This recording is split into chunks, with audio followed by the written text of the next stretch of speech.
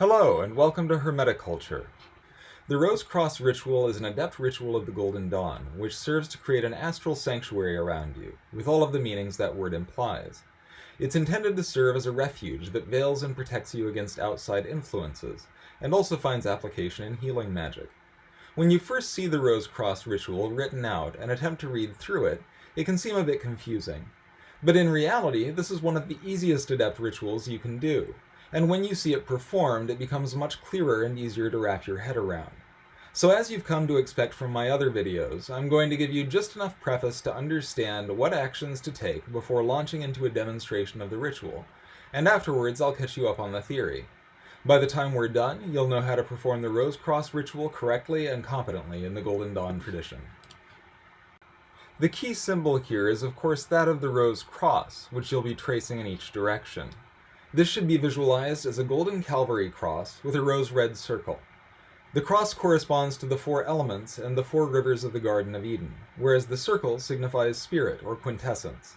Together, these symbolize the same forces represented in the Rose Cross Laman of the Adept. The circle always starts and ends at the right arm of the cross, at the point symbolized by Chesed.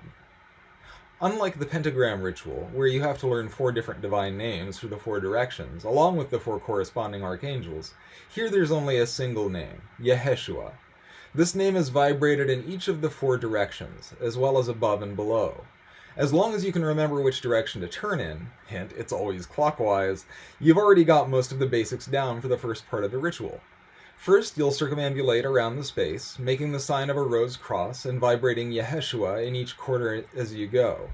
Then when you get back to where you started, you'll trace a line above your head to the opposite side, vibrating Yeshua toward the ceiling. And you'll carry that line downward and back to the original point, vibrating Yeshua again toward the floor. Then you'll trace those same lines from a different angle, making a cross or an X with the intersecting lines. Finally, you'll trace a larger rose cross in the same quarter you started in, sealing it with the words Yeshua Yehovah. And the first part of the ritual is done. Don't worry if it sounds confusing, it's way easier to wrap your head around once you see it. The second part of the ritual is the analysis of the keyword, and this will be familiar to anyone who's done the lesser banishing ritual of the hexagram. Ah, but wait, you say. I've done the analysis of the keyword many times, and I have that down, you say. Well, think again. It wouldn't be a Golden Dawn ritual if there weren't some kind of gotcha, would it? And unfortunately, there is. As it turns out, there are 2 formulas for the analysis of the keyword. The regular version that one finds in the hexagram ritual and in the consecration of the Vault of the Adepti, and the roseate analysis of the keyword, which only appears in the Rose Cross ritual. The difference between the 2 is minor, but significant. After saying INRI and vibrating Yod Nun Resh Yod, there are 2 components to the analysis of the keyword. In the regular formula, the first component begins with Virgo Isis Mighty Mother and ends with Isis Apophis Osiris Iao. The second component begins with the sign of Osiris Slain and ends with LVX, the Light of the Cross. In the roseate formula of the analysis of the keyword, these 2 components are in reverse order. If you're already familiar with the analysis of the keyword, you'll see what I mean here shortly, and I guarantee you it will trip you up if you aren't careful. If you aren't already familiar with it, don't worry about it too much. Just know that when you encounter the analysis of the keyword elsewhere, you'll need to be cognizant of that difference. The roseate formula of the keyword also adds 2 lines. At the end of the analysis, you'll vibrate the 4 names from the Enochian Tablet of Union, Exarpe, Hekoma, Nanta, and Bitoem, and say, "Let the divine light descend." Now, unlike almost every other Golden Dawn ritual, the Rose Cross ritual does not need to be prefaced with the LBRP or the LBRH or even the Kabbalistic cross. You're welcome to do so, and in fact I rarely perform the Rose Cross ritual without all of these, since I incorporate the ritual into a larger daily practice, but this is not necessary. A few final notes before we begin. When you do trace the crosses, make them a couple feet or so tall. There's no need to go big with it. As you trace the cross and circle for each rose cross, except for the final one, time it so that you finish tracing the figure on the last syllable of Yeshua. When you've finished tracing all of the crosses around the circle and have come back to where you started, prior to proceeding with the analysis of the keyword, you'll retrace the first rose cross you drew, except this one you'll draw larger, and as mentioned above, this time you'll vibrate Yeshua Yehovah. Yeshua while drawing the top part of the circle around the cross, Yehovah while drawing the bottom part of the circle. And with that, you know all you need to know. So let me show you how it's done.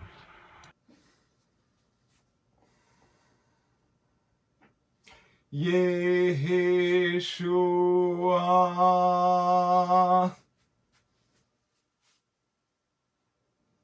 Yeshua,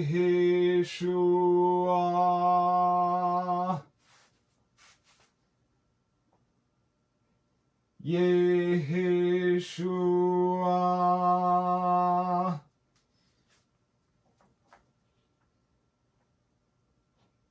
Yeshua,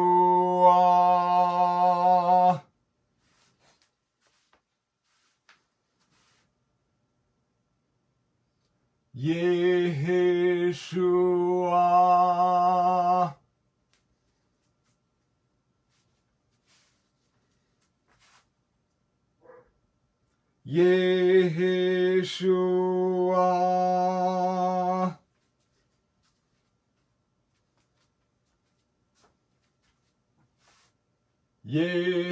Yeshua,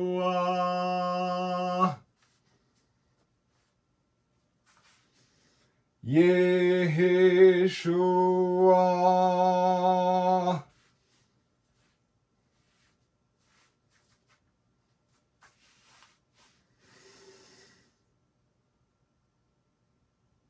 Yeshua,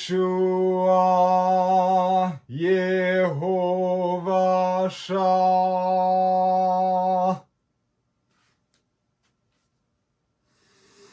I-N-R-I, Yod Nun Resh Yod. The sign of Osiris slain. L, the sign of the morning of Isis. V, the sign of Typhon and Apophis. X, the sign of Osiris risen.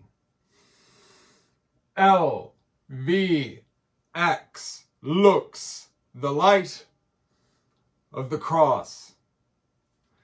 Virgo, Isis, mighty mother. Scorpio, Apophis, destroyer. Sol, Osiris, slain and risen.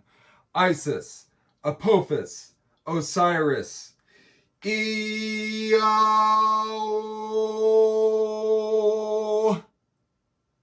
Exarpe Hekomananta Bitoem. Let the divine light descend. Traditionally, the Rose Cross ritual is performed using a stick of incense, but you don't need to be limited to this. Feel free to use your fingers or any suitable implement. The Ciceros have come up with a specific Rose Cross wand to be used with this ritual, and if a tool like that enhances your practice, more power to you. At the end of the day, the tool is merely a focus for and an extension of your will, and as long as you don't use a tool that clashes in meaning with the ritual itself, it's hard to go particularly wrong. You wouldn't want to use the magic sword of Gvura here, for example, in a ritual of Tiferet, which is supposed to instill peace and grant refuge.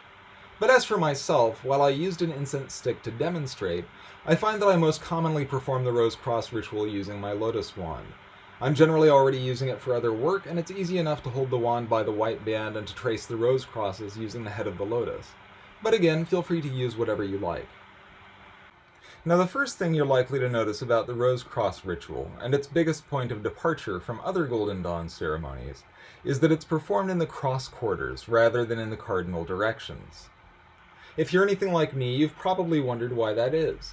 Unfortunately, this question isn't addressed anywhere in the existing material, but I have a theory. When directionality is used in the Golden Dawn system, it always refers to specific types of symbolism. You have the spatial language of the elements, as you can see in the LBRP, for example, and you have the spatial language of the Sphirot on the Tree of Life, which you can see in the initiation ceremonies and in the ceremony of the equinox.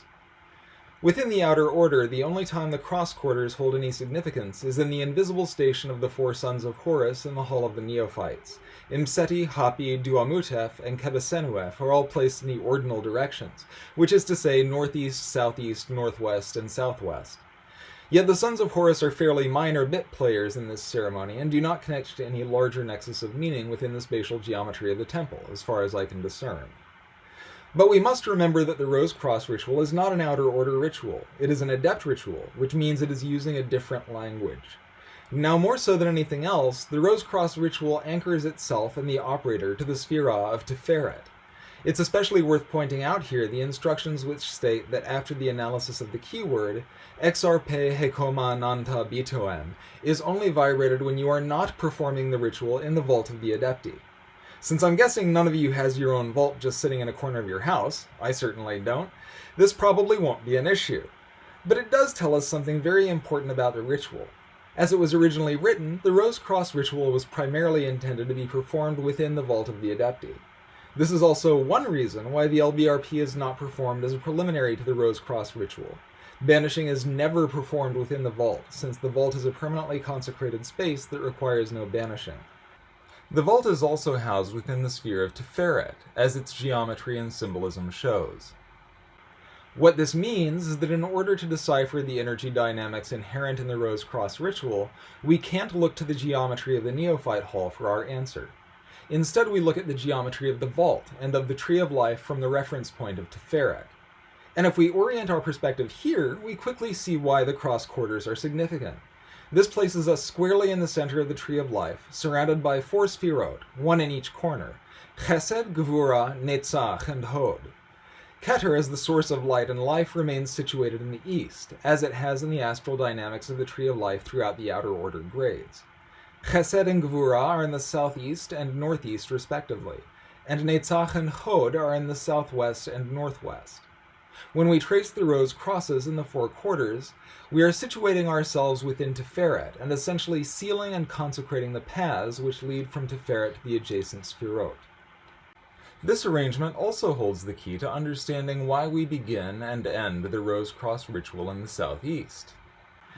Remember that just as we begin by invoking the highest in all that we do, and then working our way downwards, from divine names through to archangels and the angels, so too do we begin and end our rituals by orienting ourselves toward the highest. This is why the LBRP and other rituals begin and end in the east, the source of light and life, and in the outer order, the direction of Tiferet. In the case of the Rose Cross ritual, we begin and end in the southeast, orienting ourselves toward the Sphira of Chesed. As Tiferet is the loftiest peak represented to the outer order, so too does Chesed represent the point of greatest attainment in the inner order. As Israel Regardi said, the Kabbalah is the means whereby we may unlock the closed doors of the veiled intimations which abound in the order rituals. Now that we've unpacked one of the biggest mysteries of the underlying theory behind the Rose Cross ritual, let's spend a moment talking about the divine name that the ritual utilizes. Yeshua is the Hebraicized form of the name Jesus, and is also called the Pentagrammaton. Note that I say it's the Hebraicized form and not the Hebrew form. The actual Hebrew name of Jesus is Yehoshua, which means the Lord is salvation, or more commonly, Yeshua, the shortened form of Yehoshua, which is spelled Yod Shin Vav Ayin. Both of these forms were used during the Second Temple period in which Jesus lived, and they were often used interchangeably, in the same way one might call someone either Joshua or Josh today. I go into this historical digression to point out that while Yeshua is not the actual Hebrew name of the historical Jesus, it serves that mythic function in the magic we perform. The Pentagrammaton that we know today, the Yod He Shin Vav He, is first attested in Athanasius Kircher and other Renaissance occultists in the 17th century, and was later popularized by Eliphas Levi, whence it entered the Golden Dawn tradition. The Pentagrammaton is significant to this ritual, however. In the grades through Portal, the initiate experiences the elemental energies, which are then stabilized and equilibrated by sealing them with the Shin of Yod He Shin Vav He, the descending spirit interpenetrating the material world of the elements represented by the Tetragrammaton. In the Rose Cross ritual, you have the same symbolism, with the cross of the elements surrounded by the rose circle of spirit, sealing and consecrating it. After tracing the final rose cross, the operator vibrates Yeshua Yehovashah to seal the whole matrix of interconnected rose crosses that has been created within the ritual. The Yeshua Yehovashah formula is not used frequently within the Golden Dawn system, occurring primarily here in the Rose Cross ritual. It is also used in the License to Depart, at least in the modern Regardi-derived tradition, in which spirits are told to depart in peace unto their abodes and habitations with the blessings of Yeshua Yehovashah. This formula uses 2 permutations of the Pentagrammaton. The first, Yeheshua, places the Shin of spirit between the Yod-He of fire and water, and the Vav-He of air and earth, as we've already noted. The second, Yehovah-Shah, inserts the Shin before the final He of earth. This has the consequence of placing the letters Yod-He and Vav together.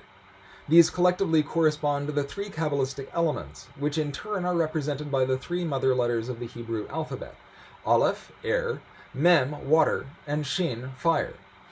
Thus, whereas the name Yeheshua emphasizes the immanence of spirit in the microcosmic world of the elements, the name Yehovah-Shah places its emphasis on spirit mediating the three Kabbalistic elements, which are the building blocks of all terrestrial things, and coming into final manifestation in the He of earth.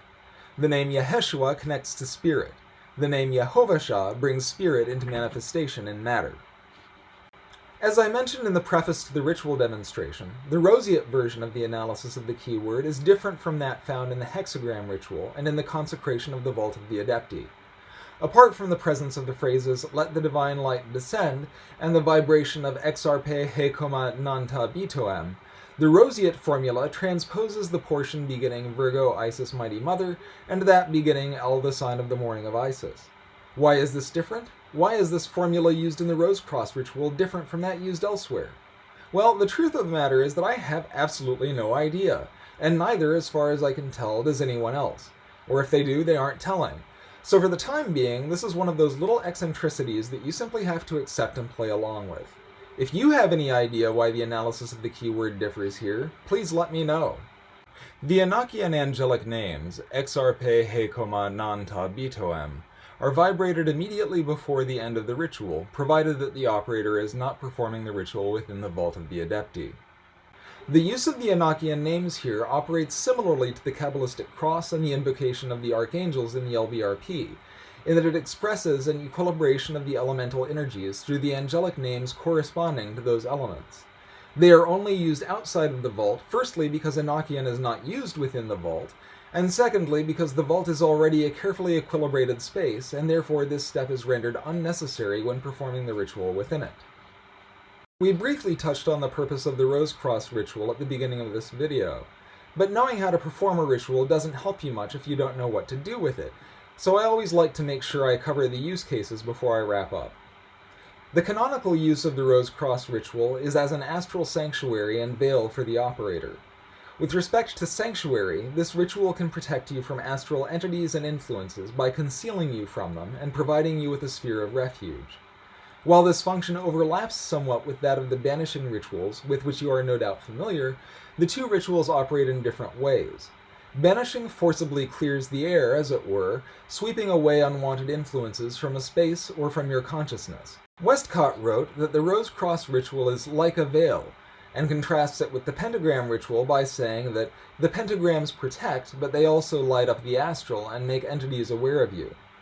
The Ciceros have said that the ritual is more like a blessing than a banishing, in that it instead consecrates the space and the operator, raising them to the state of Tiferet, and rendering them impervious to, and to some extent invisible from, outside influence.